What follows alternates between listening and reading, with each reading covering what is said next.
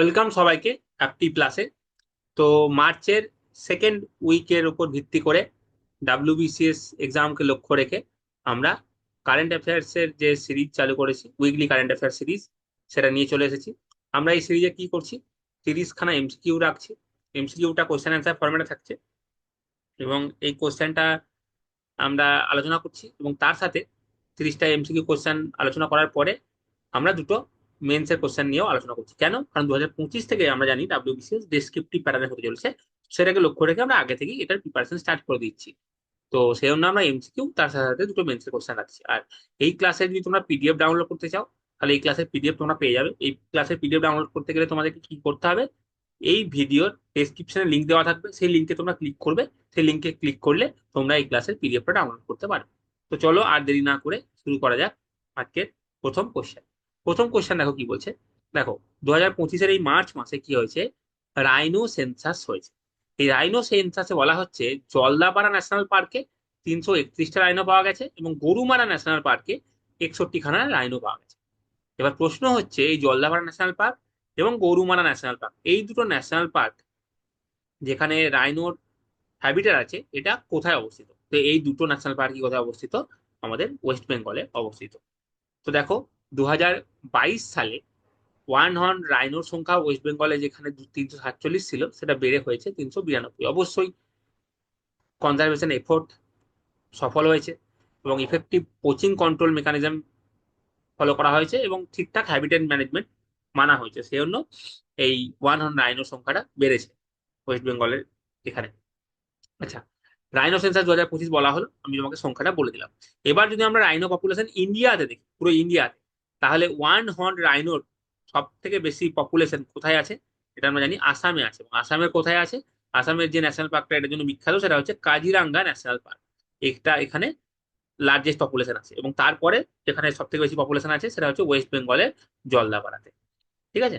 আচ্ছা, এবার যদি আমরা একটু লিগাল প্রোটেকশন দেখে নিই, কারণ লিগাল প্রোটেকশন থেকে কোশ্চেন কিন্তু আমরা আসতে দেখেছি যে আইইউসিএন রেড লিস্টেড স্ট্যাটাস। তো দেখো, ওয়ান হর্ন রাইনোর যদি আমরা দেখি, গ্রেটার ওয়ান হর্ন রাইনো, সেটার যদি আমরা আইইউসিএন রেড লিস্টে ক্যাটাগরাইজেশন দেখি, সেটা হচ্ছে ভালনারেবল ক্যাটাগরিতে আছে এটা।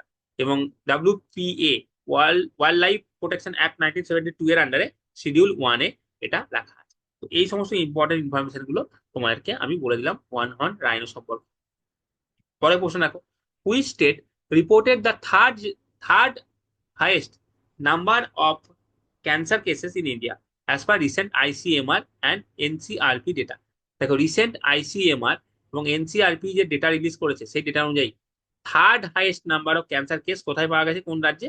সেটা হচ্ছে ওয়েস্ট বেঙ্গল। ওয়েস্ট বেঙ্গলে এটা পাওয়া গেছে। দেখো, টপ 5টা স্টেট কি কি যেখানে সব থেকে বেশি ক্যান্সার কেস জায়গা গেছে? টপে হচ্ছে উত্তরপ্রদেশ, তারপরে হচ্ছে মহারাষ্ট্র, তারপরে হচ্ছে ওয়েস্ট বেঙ্গল। তো থার্ডে তাহলে কি হয়ে গেল? থার্ডে হয়ে গেলে ওয়েস্ট বেঙ্গল, এখানে অ্যান্সার। ফোর্থে বিহার এবং ফিফথে হচ্ছে তামিলনাড়ু। এটা রিসেন্ট আইসিএমআর এবং এনসিআরপি ডেটা অনুযায়ী। এবং এটা রিসেন্টলি রিপোর্টটা minister of state for health and family welfare এটা রিপোর্টটা হাইলাইট করেছে। পরের প্রশ্ন দেখো, which mission was launched in March 2025 to bring back stranded astronaut Sunita Williams and Butch Wilmore? দেখো, এটা কিন্তু খুবই ইম্পর্টেন্ট কোশ্চেন। এটা প্রচন্ড কিন্তু ভেরি ভেরি ইম্পর্টেন্ট কোশ্চেন। কেন? এটা গ্লোবালি প্রচন্ড নিউজে ছিল এবং আমাদের দেশের প্রাইম মিনিস্টার এটা নিয়ে যখন ওনারা ব্যাক করলেন, তখন এটা নিয়ে টুইটও করেছিলেন। টুইটার, যেটার বর্তমান নাম হচ্ছে এক্স, ওখানে উনি লিখেছিলেন এটার ব্যাপারে, কংগ্রাচুলেট করেছিলেন ওনাদেরকে। তো যে মিশনের দ্বারা ওনাদেরকে ফিরিয়ে নিয়ে আসা হলো আর্থে আবার, সেটার নাম কি? তার নাম হচ্ছে ক্রিউ 10। তার নাম হচ্ছে ক্রিউ 10। দেখো, স্পেসএক্স এবং নাসার ক্রিউ 10 মিশন লঞ্চ করেছিল ইউএস অ্যাস্ট্রোনট সুনিতা উইলিয়ামস এবং বুচ উইলমোরকে ফেরত নিয়ে আসার জন্য, যারা ইন্টারন্যাশনাল স্পেস স্টেশনে প্রায় 9 মাস ধরে, ভাবতে পারছো, প্রায় 9 মাস ধরে এখানে আটকে ছিল। এই ক্রিউ 10 মিশনের মাধ্যমে তাদেরকে আবার ব্যাক টু আর্থ ফিরিয়ে আনা হলো। Which country was at the top of the medal tally at world para athletic grand prix 2025? World para athletics grand prix 2025-এ যেটা আয়োজন করা হয়েছিল, যেটা কোথায় আয়োজন করা হয়েছিল? যেটা নিউ দিল্লিতে আয়োজন করা হয়েছিল। সেটার মেডেল টেলিতে টপ কে করেছে? সেটা হচ্ছে ইন্ডিয়া। ইন্ডিয়া সব থেকে বেশি মেডেল জিতেছে। আচ্ছা, যেহেতু প্যারা অ্যাথলেটিক্সটা সব থেকে বেশি মেডেল জিতেছে, টপে আমরা ফিনিশ করেছি, এটা সম্পর্কে আমি একটা মেন্সের কোশ্চেন দেখছি। কারণ পিডাব্লিউডি, প্যারা আমরা ইউজ করি পিডাব্লিউডি দের জন্য, তাই তো, পার্সনস উইথ ডিসএবিলিটিস। বা দিব্যাংস যেটাকে আমরা বলি, তাদের জন্য আমরা প্যারা কথাটা ইউজ করি। তো সেই কন্টেস্টে আমরা মেন্সের কোশ্চেন রাখি, যখন মেন্সের কোশ্চেন আলোচনা করবো তখন আমি আরো ডিটেলসে বলবো। দেখো, এই ইভেন্টটা কোথায় হয়েছে?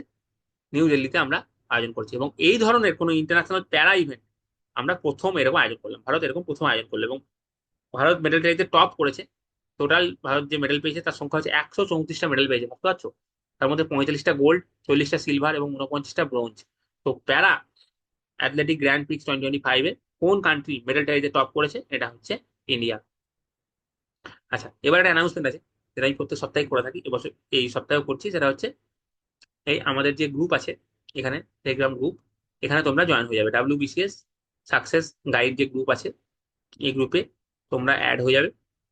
এই গ্রুপে তোমরা ডেলি কি পাবে? ডেলি প্র্যাকটিস কোশ্চেন পাবে। সকালবেলা ডেলি প্র্যাকটিস কোশ্চেন পাবে মেন্সের জন্য।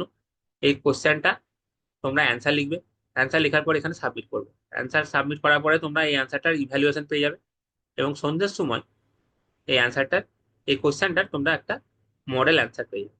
তাহলে আর দেরি করো না, এটা তোমরা অ্যাড হয়ে নাও। এবং এটা অ্যাড তোমরা কিভাবে হবে? এই ভিডিওর ডেসক্রিপশনে লিঙ্ক দেওয়া থাকবে এই গ্রুপে অ্যাড হওয়ার জন্য, সেখানে তোমরা অ্যাড হয়ে নাও। ঠিক আছে, চলো। হুইচ টিম, পরের প্রশ্ন দেখো, which team won the third season of the women's premier league 2025? দেখো, IPL মানে ইন্ডিয়ান প্রিমিয়ার লিগ, এটা মেন্সের জন্য ছেলেদের এটা। আর WPL যেটা আমরা বলি, এটা হচ্ছে ওমেন্স প্রিমিয়ার লিগ থার্ড সিজনে। এবছর এটা থার্ড সিজন হলো 2025-এ। কে জিতেছে? জিতেছে হচ্ছে মুম্বাই ইন্ডিয়ান্স। মুম্বাই ইন্ডিয়ান্স ফাইনালে দিল্লি ক্যাপিটালসকে হারিয়ে দিয়েছে। তো এবছরের ওমেন্স প্রিমিয়ার লিগের চ্যাম্পিয়ন হচ্ছে মুম্বাই ইন্ডিয়ান্স। আচ্ছা, নেক্সট কোশ্চেন দেখো, world consumer rights day. World consumer right day কবে পালন করা হয়েছে, কোন ডেটে? সেটা হচ্ছে 15 মার্চ। গ্লোবালি কনজিউমারের যে রাইট আছে সেটাকে আপহেল করার জন্য, সচেতনতা বাড়ানোর জন্য, কনজিউমারদের কি কি রাইট আছে। অনেক সময় আমরা প্রোডাক্ট কেনার পরে যদি ধরো আমাদের মনে হয় ধরো প্রোডাক্টটা কোয়ালিটি ঠিকঠাক মেনটেন, ঠিকঠাক কোয়ালিটি নেই, আমাদেরকে যে কোয়ালিটি অ্যাসিউরেন্স দেওয়া হয়েছিল সেই কোয়ালিটি ঠিকঠাক অ্যাসিউরেন্স নেই, তো অনেক সময় আমরা জানি না যে আমাদের পরবর্তীতে কি স্টেপ নেওয়া উচিত। তো এই সম্পর্কে আরো লোকজনকে সচেতন করার জন্য যে কনজিউমার হিসাবে আমাদের কি কি রাইট অ্যাভেলেবেল আছে আমাদের কাছে, এই জন্য এই consumer right day globally annually পালন করা হয়। আচ্ছা, এবছরে যে পালন করা হয় 2025 সালে, তার থিমটা কি? তার থিম হচ্ছে a just transition to sustainable lifestyle. এটা হচ্ছে থিম। থিম থেকেও কিন্তু প্রশ্ন আসতে আমরা দেখেছি। Recently in March 2025, Dev Mukherjee passed away at the age of 83। He was primarily associated with, দেখো এখানে ওয়ান ডে এক্সামিনেশন। আমরা কিন্তু এই ধরনের কোশ্চেন আসতে দেখেছি, ধরো রিসেন্ট অবিচুয়ারি থেকে কোশ্চেন কিন্তু আসে। ঠিক আছে, রিসেন্টলি কেউ একজন কোনো ফেমাস পার্সোনালিটি হয়তো মারা গেছেন, সেই পার্সোনালিটি কোন ফিল্ডের সাথে যুক্ত ছিলেন, তিনি কেন ফেমাস ছিলেন, সেখান থেকে কোশ্চেন কিন্তু আমরা আসতে দেখেছি। তো সেই কন্টেক্সটে কোশ্চেন রেখেছি যে দেব মুখার্জি যিনি রিসেন্টলি মারা গেছেন, উনি কোন ফিল্ডের সঙ্গে যুক্ত ছিলেন? উনি হচ্ছেন একজন, উনি ফিল্মের সাথে যুক্ত ছিলেন। উনি অয়ন মুখার্জির বাবা। উনি রিসেন্টলি মুম্বাই মারা গেছেন, এবং উনি অনেক ফিল্মে কাজ করেছেন, তো উনি ফিল্ম জগতের লোক ছিলেন। আচ্ছা, পরের প্রশ্ন দেখো, Pashu Aushadhi initiative has been launched under which program? কোন প্রোগ্রামের আন্ডারে পশু ঔষধি ইনিশিয়েটিভ লঞ্চ করা হয়েছে? তো এটা হয়েছে কার আন্ডারে? Livestock health and disease control programme, LHDCP-র আন্ডারে এই ইনিশিয়েটিভটা লঞ্চ করা হয়েছে। এবং এটা কেন লঞ্চ করা হয়েছে? Nation wide affordable veterinary medicine provide করার জন্য এটা করা হয়েছে। দেখো, অ্যাফোর্ডেবল ভেটেরিনারি মেডিসিন যাতে সহজে উপলব্ধ হয় তার জন্য এটা করা হয়েছে। পরের প্রশ্ন দেখো, what is the new official name of the অস্ত্র MK3 মিসাইল? অস্ত্র MK3 মিসাইলের নতুন নাম কি হয়েছে? নতুন নাম হচ্ছে গান্ডিও। আচ্ছা, এই গান্ডিওর সাথে কি অর্জুনের, মহাভারতের অর্জুনের কোনো সম্পর্ক আছে? হ্যাঁ, অবশ্যই, ঠিকই ধরেছো। ইন্ডিয়ার অস্ত্র মিসাইলের যে নামকরণ করা হয়েছে গান্ডিব, সেটা কিন্তু ইন্সপায়ার্ড হচ্ছে মহাভারতে অর্জুনের লেজেন্ডারি বউ, যেটা গান্ডিব, সেখান থেকে এটা ইন্সপায়ার্ড হয়ে বানানো হয়েছে। এবং এটা হচ্ছে একটা BVR, beyond visual range air to air missile. হ্যাঁ, এবং এটা কে ডেভেলপ করেছে? এটা ডেভেলপ করেছে হচ্ছে DRDO। এবং এটা কোথায় ডিপ্লয় করা হবে? ইন্ডিয়ান এয়ারফোর্সের যে সুকোই SU-30 MKI এবং তেজাস এয়ারক্রাফট আছে, এখানে ডিপ্লয় করা হবে। আচ্ছা, এই মিসাইল সম্পর্কে কিন্তু আমি ডিটেলসে আগের ভিডিওগুলোতে বলেছি, তোমরা আগে ভিডিওগুলো দেখে নেবে। Cruise missile, ballistic missile, air to air missile, surface to air missile, এগুলো কিন্তু আমি মিসাইলের যে ক্লাসিফিকেশন সেগুলো কিন্তু আমি ডিটেলসে আলোচনা করেছি। তাই বারবার সেম জিনিস আমি প্রত্যেকটা ভিডিওতে করতে চাইছি না, তোমরা আগের ভিডিওগুলো একটু দেখে নেবে। আচ্ছা, পরের প্রশ্ন দেখো, India and which country conduct the 6th edition of the coordinated patrol CORPAT and the 4th edition of the bilateral exercise Bongosagar? India এবং কোন country 6th addition, করপ্যাটের 6th addition এবং বঙ্গোসাগরের 4th এডিশন যেটা হচ্ছে বায়োল্যাটারাল এক্সারসাইজ, সেটা conduct করলো? এটা তো বঙ্গোপসাগর নাম থেকে হয়তো তোমরা অনেকে প্রেডিক্ট করতে পারছো, এটা হচ্ছে ইন্ডিয়া এবং বাংলাদেশ। ইন্ডিয়া এবং বাংলাদেশ। আচ্ছা, বঙ্গোসাগর সাগর থেকে তোমরা প্রেডিক্ট করতে পারছো যে এটা একটা নেভাল এক্সারসাইজ, তাই তো, ইন্ডিয়ান নেভি এবং বাংলাদেশ নেভি। এই মুহূর্তে যখন ইন্ডিয়া বাংলাদেশের সম্পর্কে একটু ভোলাটাইল চলছে, কারণ শেখ হাসিনার গভর্নমেন্টের পতনের পর থেকে যখন ডক্টর ইউনিসের নেতৃত্বাধীন যে অন্তর্বর্তীকালীন সরকার চলছে বাংলাদেশে, তার সাথে ইন্ডিয়ার একটু ভোলাটাইল সম্পর্ক যেহেতু আমরা এখন দেখতে পাচ্ছি, হ্যাঁ, সেই কনটেক্সটে এই রকমের একটা নেভাল এক্সারসাইজ কিন্তু খুব ইম্পর্টেন্ট, হ্যাঁ, স্ট্র্যাটেজিক্যালি। আচ্ছা, এটা রিসেন্টলি কিন্তু নেভাল এক্সারসাইজটা হয়েছে। তো এই বঙ্গোপসাগর, এটা ইন্ডিয়া এবং বাংলাদেশ নেভাল এক্সারসাইজ। পরে প্রশ্ন দেখো, former central banker Mark Carney has become the next prime minister of Canada. দেখো, কানাডা যিনি প্রাইম মিনিস্টার ছিলেন জাস্টিন ট্রুডো, উনি রিজাইন করে দিয়েছেন। তো এখন নেক্সট প্রাইম মিনিস্টার যিনি হলেন তার নাম কি? কে প্রাইম মিনিস্টার হলেন, এইভাবে কোশ্চেন আসতে পারে। মার্ক কার্নে হয়েছেন। উনি কোন পলিটিক্যাল পার্টি থেকে বিলং করেন? আচ্ছা, তোমরা এরকম ভাবতে পারো, আচ্ছা কোন পলিটিক্যাল পার্টি থেকে বিলং করে, এরকম ধরনের কোশ্চেন কি আসতে পারে? হ্যাঁ, ডাব্লিউবিসিএস এর তোমরা যদি প্রিভিয়াস ইয়ার কোশ্চেন দেখো, কারেন্ট অ্যাফেয়ার্স এর কোশ্চেন দেখো প্রিভিয়াস ইয়ারে, তাহলে কিন্তু এই ধরনের কোশ্চেন এসেছে। যে রিসেন্টলি ইউএস এর যিনি তখন যে কোশ্চেনটা এসেছিল যে ইউএস এর যিনি প্রেসিডেন্ট হিসাবে জো বাইডেন ইলেক্ট হলেন, তিনি কোন পার্টির লোক ছিলেন, এই ধরনের একটা কোশ্চেন কিন্তু এসেছে, আমরা দেখেছি। সেই কনটেক্সটে আমি কোশ্চেনটা রেখেছি যে এই ধরনের কোশ্চেন কিন্তু আসতে পারে। তো এই নিয়ে যিনি কানাডার প্রাইম মিনিস্টার হলেন, তিনি লিবারেল পার্টি। তিনি লিবারেল পার্টি। দেখো, জাস্টিন ট্রুডো কিন্তু রিজাইন করে দিয়েছেন জানুয়ারিতে। তো এখন ফর্মার সেন্ট্রাল ব্যাংকার মার্ক কার্নে উনি প্রাইম মিনিস্টার হলেন। তো বর্তমান প্রাইম মিনিস্টারের নাম হিসাবে আসতে পারে, অথবা তিনি কোন পার্টিতে বিলং করেন সেটাও আসতে পারে। তো যখন আমি কোশ্চেনটা বলছি, কোশ্চেনটা অ্যাজ এ হোল তোমরা শোনো, শুধুমাত্র পার্টিকুলার কোশ্চেনটা কি সেটা ওর ফোকাসটা দেখো না, অ্যাজ এ হোল কোশ্চেন রাখো। Which edition of the India Kyrgyzstan joint special forces exercise Khanjar is being held in Kyrgyzstan from March 10 to March 23? India Kyrgyzstan joint special force exercise, যার নাম হচ্ছে খঞ্জার, সেটা সেটা কততম এডিশন পালন করা হলো? দেখো, তার 12তম এডিশন। তার 12তম এডিশন পালন করা হলো। আচ্ছা, তুমি এবার ভাববে এটা কততম এডিশন, এই ধরনের প্রশ্ন কি আসতে পারে? না, হয়তো এই ধরনের প্রশ্ন আসবে না। প্রশ্ন হয়তো এই ধরনের আসবে যে খাঞ্জার 12 recently joint special force exercise পালন করা হলো কোন দুটো দেশের মধ্যে? তো ইন্ডিয়া এবং কিরগিস্তান। কোশ্চেনটা তো এইভাবে আসবে। আমি তোমাকে যেটা বোঝাতে চাইছি যে আমি যে কোশ্চেনটা এমসিকিউ হিসাবে তোমাকে দিচ্ছি, সেই কোশ্চেনটাই যে পরীক্ষায় আসবে এটা কোনো মানে নেই, কিন্তু আমি যে ডিসকাশনটা অ্যাজ এ হোল করছি সেটা তোমরা মন দিয়ে শোনো, আমি এটা বারবার বলতে চাইছি তোমাকে। আচ্ছা, আমি অন্যান্য সময় কিন্তু একটা কোনো ম্যাপ অ্যাড করে দিই, আজকে ম্যাপ অ্যাড করিনি, তার কারণ হচ্ছে তোমাদেরকে এটা আমি হোমওয়ার্ক দিলাম, এই কিরগিস্তান কোথায় আছে তোমরা ওয়ার্ল্ড ম্যাপে যাও এবং সেটা তোমরা আজকে লোকেট করো, কিরগিস্তান। চলো পরে প্রশ্ন, who became the first Indian to receive the Ramsar award for the wetland wise? কে পেয়েছেন অ্যাওয়ার্ডটা? ডক্টর জয়শ্রী পেয়েছেন। ডক্টর জয়শ্রী পেয়েছেন এই অ্যাওয়ার্ডটা। এটা দেখো, রামসার সেক্রেটারিয়েট, যেটা হচ্ছে গ্ল্যান্ড সুইজারল্যান্ডে আছে। এখানে 2025-এর woman change makers in the world of wetlands সে এটা করা হয়েছে, অ্যানাউন্স করা হয়েছে। ইন্টারন্যাশনাল ওমেন্স ডে, যেটা তার আগে এটা অ্যানাউন্স করা হয়েছে। আচ্ছা, রামসার কনভেনশন কিসের সংক্রান্ত, কিসের সাথে রিলেটেড, এই হিসাবেও কিন্তু কোশ্চেন আসতে পারে। সেটা আমরা জানি রামসার কনভেনশন ওয়েটল্যান্ডের সঙ্গে সম্পর্ক যুক্ত। তো এখানে যিনি অ্যাওয়ার্ডটা পেয়েছেন, প্রথম ভারতীয় হিসাবে যিনি এই অ্যাওয়ার্ডটা পেলেন, তিনি হচ্ছেন ডক্টর জয়শ্রী। পরের প্রশ্ন দেখো, the Assam state government has announced plans to launch its own satellite. Assam government নিজের একটা নিজস্ব স্যাটেলাইট লঞ্চ করার অ্যানাউন্স করেছে, যেখান থেকে এবং এই স্যাটেলাইট থেকে ডেটা সংগ্রহ করে আসামের সোশিও ইকোনমিক ইনিশিয়েটিভ এবং বর্ডার সার্ভিলেন্সে এটা হেল্প করে। এটার নাম কি? এটা আমি কোশ্চেনটা রেখেছি। তো এটার নাম হচ্ছে আসাম স্যাট। এটার নাম হচ্ছে আসাম স্যাট, যে স্যাটেলাইটটা। এখান থেকে যে ডেটা কালেক্ট করা হবে সেটা হেল্পফুল হবে এগ্রিকালচারের জন্য, সেটা হেল্পফুল হবে ডিজাস্টার ম্যানেজমেন্টের জন্য, ইনফ্রাস্ট্রাকচার ডেভেলপমেন্টের জন্য, এবং বর্ডার সার্ভিলেন্সের জন্য, মানে সিকিউরিটি অপারেশনের জন্য এটা হেল্পফুল হবে। পরের প্রশ্ন দেখো, who led the medal tally in the 5th edition of the Khelo India winter games? প্রথম প্রশ্ন, খেলো ইন্ডিয়া উইন্টার গেমস কোথায় হয়েছে? দেখো, এখানে আমি লিখে দিয়েছি খেলো ইন্ডিয়া উইন্টার গেমস কনক্লুড হলো। কোথায় হয়েছে? এটা গুলমার্গ, জম্মু কাশ্মীর হয়েছে।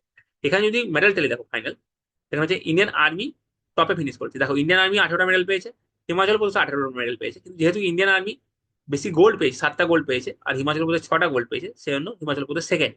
টপ কে করেছে আমরা বলবো ইন্ডিয়ান আর্মি করেছে। তো 5th এডিশন খেলো ইন্ডিয়া উইন্টার গেমসে মেডেল টেলিতে টপ কে করেছে? ইন্ডিয়ান আর্মি টপ করেছে। ইন্ডিয়ান আর্মি এখানে টপ করেছে।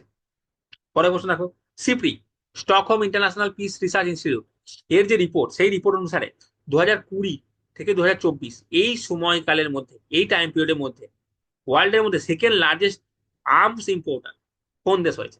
তো কোন দেশ হয়েছে সেকেন্ড লার্জেস্ট আর্মস ইম্পোর্টার? এটা হচ্ছে ইন্ডিয়া। এবং obviously no award for guessing কোন দেশ থেকে ইন্ডিয়া সব থেকে বেশি আর্মস ইম্পোর্ট করেছে। এটা হচ্ছে রাশিয়া। রাশিয়া থেকে সবথেকে বেশি আর্মস ইম্পোর্ট করেছে। ইন্ডিয়া যে টোটাল ইম্পোর্ট আর্মস ইম্পোর্টে তার 36% ইন্ডিয়া রাশিয়া থেকে করেছে, যেটা হচ্ছে কোনো একটা পার্টিকুলার দেশ থেকে সব থেকে লার্জেস্ট। আচ্ছা, এই পিরিয়ডে ইন্ডিয়া তো সেকেন্ড লার্জেস্ট, তাহলে সব থেকে বেশি লার্জেস্ট, তাহলে largest K, largest importer of arms, এটা হচ্ছে ইউক্রেন। অবভিয়াসলি বুঝতেই পারছো তোমরা, রাশিয়া ইউক্রেন যুদ্ধ চলছে এই টাইম পিরিয়ডের মধ্যে। তো রাশিয়া হচ্ছে টপে এবং সেকেন্ড হচ্ছে ইন্ডিয়া। এবং ইন্ডিয়া সব থেকে বেশি আর্মস ইম্পোর্ট করেছে হচ্ছে রাশিয়া থেকে। এবং 1994 এই পিরিয়ড থেকে ধরলে প্রথমবারের জন্য চায়না কিন্তু টপ 10-এর মধ্যে নেই। তার মানে চায়না আর্মস ইম্পোর্টের ক্ষেত্রে টপ 10-এ নেই, মানে কি ইন্ডিজেনাইজেশনের উপর জোর দিচ্ছে, তাদের দেশে হয়তো নিজেরা বানাচ্ছে সেজন্য হয়তো ইম্পোর্ট কম করছে। আচ্ছা, পরে প্রশ্ন দেখো, which space agency is preparing to launch two ground breaking space missions? একটা হচ্ছে স্পিয়ারেক্স আর একটা হচ্ছে পাঞ্চ মিশন। কোন এজেন্সি এটা লঞ্চ করার কথা ভাবছে? হুম, এটা হচ্ছে নাসা। তো অ্যান্সার হয়ে যাবে এখানে হচ্ছে নাসা। দেখো এখানে আমি সব লিখে দিয়েছি, পারপাস কি কি, ফাইন্ডিংস কি কি এক্সপেক্ট করা হচ্ছে। দেখো স্পিয়ার এক্স এটা কি এক্সপেক্ট করা হচ্ছে, যে বিগ ব্যাং থিওরি বা কসমিক হিস্ট্রির উপর কোনো এটা সম্পর্কে জানার জন্য চেষ্টা করা হবে। এবং পাঁচ মিশনে যেটা করা হবে সেটা হচ্ছে এটা মেনলি স্টাডি করবে হচ্ছে সানের আউটার করোনা এবং সোলার উইন্ডকে এটা স্টাডি করবে, এবং এটার পারপাস হচ্ছে সোলার স্টর্ম এবং স্পেস ওয়েদারকে ভালোভাবে আন্ডারস্ট্যান্ড করা। হ্যাঁ, এবং পাঁচ মিশনে যে টেকনোলজি ইউজ করা হবে সেটা হচ্ছে পোলারিমেট্রিক ইমেজিং, আর স্ফিয়ার এক্সে যেটা টেকনোলজি ইউজ করা হবে সেটা হচ্ছে ইনফ্রারেড ডিটেক্টরস। এগুলো তো পারপাস কি, এখান থেকে কিন্তু কোশ্চেন আসতে পারে, কে লঞ্চ করতে চলেছে এটা এখান থেকে কোশ্চেন আসতে পারে। সেজন্য আমি বারবার বলছি যে অ্যাজ এ হোল যেটা আমি বলছি সেই তথ্যগুলো ইনফরমেশন গুলো ভালো করে তোমরা শোনো ভালো করে। আচ্ছা, third edition of the prime minister scheme for mentoring young authors PM Yuva 3.0 has been recently introduced by which ministry? কোন মিনিস্ট্রি এটা লঞ্চ করেছে? এটা হচ্ছে মিনিস্ট্রি অফ এডুকেশন, এটা রিসেন্টলি লঞ্চ করেছে। দেখো 30 বছরের নিচে যারা অথার আছে তাদের মধ্যে রিডিং করা, রাইটিং করা, বুক কালচার এটাকে প্রমোট করা এবং ইন্ডিয়ান যে লিটারেচার আছে সেটাকে গ্লোবাল স্টেজে নিয়ে যাওয়ার জন্য এই ইনিশিয়েটিভটা লঞ্চ করা হয়েছে। এবং এটার যে মেন্টরশিপ পিরিয়ড যেটা হচ্ছে জুন 30 থেকে ডিসেম্বর 30, 2025। এবং এটা ইমপ্লিমেন্টিং এজেন্সি হচ্ছে ন্যাশনাল বুক ট্রাস্ট ইন্ডিয়া, এবং এটা under the ministry of education করা হবে পুরো ইনিশিয়েটিভটা। এবং এটাতে এজ হচ্ছে বিলো 30 ইয়ার্স হবে। Recently Kanger valley national park has been included in the tentative list. মাথায় রাখবে এখন ফাইনাল হয়নি, টেন্টাটিভ লিস্টে দেওয়া হয়েছে ইউনেস্কো ওয়ার্ল্ড হেরিটেজ সাইটের টেন্টাটিভ লিস্টে ইউনিক বায়োডাইভার্সিটির জন্য কাঙ্গের ভ্যালি ন্যাশনাল পার্ককে ইনক্লুড করা হয়েছে। এবার প্রশ্ন হচ্ছে এই কাঙ্গের ভ্যালি ন্যাশনাল পার্কটা কোথায় অবস্থিত? তো এটা হচ্ছে ছত্তিশগড়ে অবস্থিত। ঠিক আছে, দেখো এই ছত্তিশগড়ের যে কাঙ্গের ভ্যালি ন্যাশনাল পার্ক আছে, কাঙ্গের ভ্যালি আছে, এখানে প্রায় 15খানা, হ্যাঁ 15টারও বেশি লাইমস্টোন কেভ আছে। তার মধ্যে ইম্পর্টেন্ট গুলো হচ্ছে কোটামসার, কৈলাস, ডান্ডাক এগুলো। হুম, তো অবভিয়াসলি এটা যদি টেন্টেটিভ লিস্টে যেহেতু এটা পেয়েছে, তো ওখানে ট্যুরিজম অ্যাক্টিভিটি আরো বেড়ে যাবে, ট্যুরিজমের জন্য এটা একটা বুস্ট পেলো। তো এটা ছত্তিশগড়ে আছে। পরের প্রশ্ন দেখো, which countries national day will PM Modi attend as a chief guest on March 12? দেখো আমরা জানি যে আমাদের দেশে যেমন আমরা রিপাবলিক ডে পালন করি আমাদের দেশে, সেরকম আমরা রিপাবলিক ডেতে আমাদের অন্যান্য দেশের আমরা যে রাষ্ট্রপ্রধান আছে, প্রাইম মিনিস্টার বা প্রেসিডেন্ট আছে অন্যান্য দেশের, তাদেরকে আমরা আমন্ত্রণ করি এবং তারা আসেন। সেরকম অন্যান্য দেশেরও যেটা ন্যাশনাল ডে, সেখানে তারাও অন্যান্য দেশের রাষ্ট্রপ্রধানকে, প্রাইম মিনিস্টার, প্রেসিডেন্টকে তারাও নিমন্ত্রণ করে।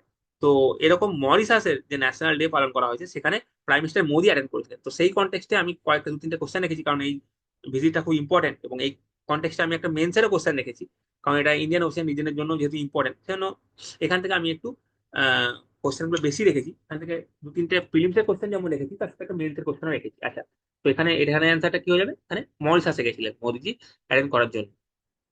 ঠিক আছে, দেখো এরাও আমাদের দুজনেরই কিন্তু মরিশাস এবং ইন্ডিয়া দুজনেরই হচ্ছে কলোনিয়াল পাস্ট আছে। তো মরিশাস মার্চের 12 তারিখ 1968 সালে ব্রিটিশ রুল থেকে ইন্ডিপেন্ডেন্স পেয়েছিল। তো এর দিন ওরা ন্যাশনাল ডে পালন করে। তো এখানে চিফ গেস্ট হিসাবে আমাদের দেশের প্রাইম মিনিস্টার গেছিলেন। আচ্ছা, প্রাইম মিনিস্টার যখন গেছিলেন, ওনাকে ট্র্যাডিশনাল ভোজপুরি পারফরমেন্স গীত গাওয়াই দিয়ে ওনাকে স্বাগত জানানো হয়। কারণ এখানে প্রচুর ইউপি বিহারের অরিজিনের মানুষ কিন্তু মরিশাসে বাস করেন, ইন্ডিয়ান ভাষা বলে, ইন্ডিয়ান রিলিজিয়ন, ফেস্টিভ্যাল, অনেক কিছু মরিশাসের সঙ্গে আমাদের কালচারাল লিঙ্কটা কিন্তু খুবই স্ট্রং। আচ্ছা, আর মরিশাসের বর্তমান প্রাইম মিনিস্টারের নাম কি? নবীন রামগুলাম। আচ্ছা, recently who inaugurated Atal Bihari Vajpayee institute in Mauritius? মরিশাসে অটল বিহারী বাজপেয়ী ইনস্টিটিউট কে উদ্বোধন করেছেন? এটা হচ্ছে আমাদের দেশের প্রাইম মিনিস্টার উদ্বোধন করেছেন, এবং তার সাথে অবভিয়াসলি ছিলেন হচ্ছে মরিশাসের প্রাইম মিনিস্টার। ওনারা দুজন মিলে এই যে Atal Bihari Vajpayee institute public service এবং ইনোভেশনের জন্য এটা ওনারা উদ্বোধন করেছেন। এবং ইন্ডিয়া মরিশাস ডেভেলপমেন্ট পার্টনারশিপের আন্ডারে এই প্রজেক্টটাকে ইমপ্লিমেন্ট করা হলো। এবং মরিশাসে ইন্ডিয়া যে ক্যাপাসিটি বিল্ডিং করতে চায়, ইন্ডিয়া যে কতটা কমিটেড এটার জন্য, এটা প্রুভ করে। এরপরে প্রশ্ন দেখো, which country has conferred its highest civilian award the grand commander of the order of the star and the key of the Indian Ocean to prime minister Narendra Modi? কোন দেশ তাদের হাইয়েস্ট সিভিলিয়ান অর্ডার, যার নাম হচ্ছে এটা, আমি আর এই নামটা পড়ছি না, সেই দেশের হাইয়েস্ট সিভিলিয়ান অর্ডার আমাদের দেশের প্রধানমন্ত্রীকে দিলেন? তো কোন দেশ এটা? অবভিয়াসলি যেখানে প্রাইম মিনিস্টার অ্যাটেন্ড করতে গেছিলেন, মরিশাস। মরিশাসের হাইয়েস্ট অ্যাওয়ার্ড পেলেন। এই নিয়ে আমাদের দেশের প্রধানমন্ত্রী টোটাল 21খানা দেশের দেশ থেকে এরকম কোনো অ্যাওয়ার্ড পেলেন। এরকম অ্যাওয়ার্ড পেলেন। হুম। আচ্ছা, আমরা জানি যে আর্টিকেল 18, তাই তো? আর্টিকেল 18 এই কনটেক্সটে আমরা জানি অ্যাবলিশন অফ টাইটেলের কথা বলে। হুম। তো এখানে তোমাদেরকে একটা জিনিস বুঝতে হবে, হ্যাঁ, টাইটেল আর অ্যাওয়ার্ড কিন্তু আলাদা জিনিস। হ্যাঁ, অ্যাওয়ার্ড পাওয়া আর টাইটেল পাওয়া কিন্তু আলাদা আলাদা। এবং আর একটা ব্যাপার আছে, যেটা তুমি অ্যাওয়ার্ডটা পেলে অনেক সময় আমরা যেটা আমরা অ্যাওয়ার্ডটা পাই সেটা আমরা অনেক সময় প্রিফিক্সে যাতে ইউজ না করি, সেই ব্যাপারটা থাকে। তো আমি আশা করি যে আর্টিকেল 18 সম্পর্কে তোমাদের কনসেপ্টটা ক্লিয়ার আছে। যে অনেকে ডাউট থাকতে পারে যে অ্যাবলিশন অফ টাইটেলের কথা বলছে, তাহলে আবার এই অ্যাওয়ার্ড গুলো কি করে নাই? তো টাইটেল আর অ্যাওয়ার্ডের মধ্যে কিন্তু পার্থক্য আছে, এটা তোমাদেরকে আগে বুঝতে হবে। আচ্ছা, পরের প্রশ্ন দেখো, which Indian institute secure the highest rank in the QS subject ranking 2025? QS subject ranking এ ইন্ডিয়ার মধ্যে হাইয়েস্ট র্যাঙ্কে পেয়েছে ধানবাদ। আইএসএম ধানবাদ পেয়েছে, এবং গ্লোবালি 20th র্যাঙ্ক আছে এটা। হুম। তো এটার অ্যান্সার হয়ে যাবে ISM Dhanbad, Indian school of mines Dhanbad. CISF raising day is celebrated every year on 10th March to mark the establishment of CISF. তো সেন্ট্রাল ইন্ডাস্ট্রিয়াল সিকিউরিটি ফোর্স, যেটা কবে এস্টাবলিশ হয়েছিল এখানে কোশ্চেন রাখা আছে, এটা 1969 সালে এস্টাবলিশ হয়েছিল। হুম। কোন দিনে হয়েছিল? 10th March. CISF raising day কবে পালন করা হয়? 10ই মার্চ। দেখো, আমি কোশ্চেনের মধ্যে ইনফরমেশন দিয়ে দিচ্ছি, এবং একটা কোশ্চেন রাখছি আর স্ট্যাটিক কোশ্চেন রাখছি, যেটা কবে প্রতিষ্ঠা হয়েছিল। তো দেখো, আমরা কিন্তু যখন দেখেছি কোশ্চেন কারেন্ট অ্যাফেয়ার যেমন আসে, স্ট্যাটিক জিকে থেকেও কিন্তু কোশ্চেন আসতে দেখেছি আমরা, তাই তো? তাই মাঝে মাঝে কি করি, স্ট্যাটিক যদি কোনো ইনফরমেশন দেওয়া সম্ভব হয় আমার পক্ষে, সেটা আমি ইনক্লুড করে দিই। চলো, ঠিক আছে। পরে প্রশ্ন, which state cabinet has announce that the upcoming electronic city in Jagir road will be named Ratan Tata electronic city? এটা কোন স্টেট এটা করছে? এটা হচ্ছে আসাম। রতন টাটার নামে এই নামটা হবে। কারণ টাটা গ্রুপের যে এনগেজমেন্ট আসামের ইন্ডাস্ট্রিয়াল ল্যান্ডস্কেপ, ইকোনমিক ল্যান্ডস্কেপ, আসামের ডেভেলপমেন্টের জন্য টাটা গ্রুপের যে কমিটমেন্ট এবং রতন টাটার পার্সোনাল যে কমিটমেন্ট, সেইটাকে রেকগনাইজ করার জন্য, এবং যেহেতু উনি রিসেন্টলি মারা গেছেন, হুম, বা আগে থেকেও ওনার যে কমিটমেন্ট ছিল, তো এই জন্য নামকরণ করা হলো। আচ্ছা, what will be the new name of Bangalore city university? Bangalore city ইউনিভার্সিটির নতুন নাম কি হবে? এর নতুন নাম হবে হচ্ছে doctor Manmohan Singh Bangalore city university. ইনিও রিসেন্টলি আমাদের দেশের প্রাক্তন প্রধানমন্ত্রী, রিসেন্টলি মারা গেছেন, ওনার সম্মানার্থে এই নামকরণের এই নামটা চেঞ্জ করা হচ্ছে। পরের প্রশ্ন দেখো, which organisation develop the Brahmastra missile long range antiship missile? এটা কে ডেভেলপ করেছে? এটা অবভিয়াসলি ডেভেলপ করেছে হচ্ছে ডিআরডিও। এটা হচ্ছে ডিআরডিও। দেখো, চায়নার যে DF-17 যে মিসাইল আছে, সেটাকে ওইটা রেঞ্জে এবং টেকনোলজিতে সারপাস করে যাচ্ছে। হ্যাঁ, এবং এটা হাইপারসনিক গ্লাইড মিসাইল এটা একটা। এবং এটা যদি রেঞ্জ দেখি আমরা, এটা হচ্ছে 1500 কিমি রেঞ্জ আছে, এবং এনিমি শিপকে 7 থেকে 8 মিনিটের মধ্যে ডিস্ট্রয় করার ক্ষমতা রাখে। এবং এটা ল্যান্ড অথবা যে কোনো জায়গা থেকে লঞ্চ করা যেতে পারে, তার মানে এটা ফ্লেক্সিবল আছে। আচ্ছা, আমি আবারও বলছি, মিসাইলের classification ballistic, cruise, air to air, নাকি সার্ফেস টু এয়ার, এই ধরনের classification based on many factors, এটা কিন্তু আমি 1 থেকে 2 বার, একবারের বেশি মনে হয় 2 থেকে 3 বার আমি এক্সপ্লেন করেছি আগের ভিডিওগুলোতে, তাই আমি বারবার এক্সপ্লেন করছি না। তোমরা আগের ভিডিওতে যাও এবং সেগুলো তোমরা দেখে নাও। Which film has won the best picture award at the international Indian film academy 2025 IIFA award? Best film কে পেয়েছে? বেস্ট ফিল্ম পেয়েছে হচ্ছে লাপাতা লেডিজ। দেখো, আমি বেস্ট ফিল্ম কোশ্চেন দিয়েছি, কিন্তু কোশ্চেন যে এখন কিছু আসতে পারে। হ্যাঁ, ওখানে সময় আমরা অ্যাওয়ার্ড থেকে কিন্তু কোশ্চেন আসতে দেখেছি, সেই জন্য অ্যাওয়ার্ড থেকে কোশ্চেন আসতে দেখেছি, সেই জন্য আমি এটা দেখো রেখে দিলাম। দেখো, দেখো, বেস্ট পারফরমেন্স লিডিং রোল যদি ফিমেল বলে, তাহলে নিতানসি গোয়েল লাপাতা লেডিজের জন্যই পেয়েছে। Best performance leading role male Kartik Aaryan ভুলভুলাইয়ের জন্য পেয়েছে। বেস্ট পিকচার হচ্ছে লাপাতা লেডিজ। বেস্ট ডিরেক্টর হচ্ছে কিরণ রাও। বেস্ট প্লেব্যাক সিঙ্গার হচ্ছে ফিমেল শ্রেয়া ঘোষাল। মেলের মধ্যে জুবিন নাটিয়াল। এবং আউটস্ট্যান্ডিং অ্যাচিভমেন্ট ইন ইন্ডিয়ান সিনেমার অ্যাওয়ার্ডটা পেয়েছে হচ্ছে রাকেশ রোশন। পরের প্রশ্ন দেখো, prime minister's internship scheme 2025 is launched by which ministry? Prime minister internship scheme 2025 কোন মিনিস্ট্রি লঞ্চ করলো? এটা লঞ্চ করতে হচ্ছে ministry of corporate affairs. In hands on industry experience দেওয়ার জন্য এই ধরনের একটা ইন্টার্নশিপ স্কিম লঞ্চ করা হলো।